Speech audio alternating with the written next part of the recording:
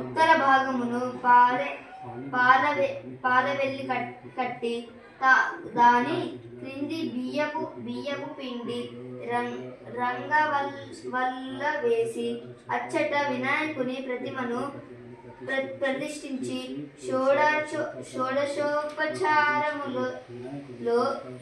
షోడశోపచారములతో పూజించెదరు. దూర్వలు అనగా గరికలు.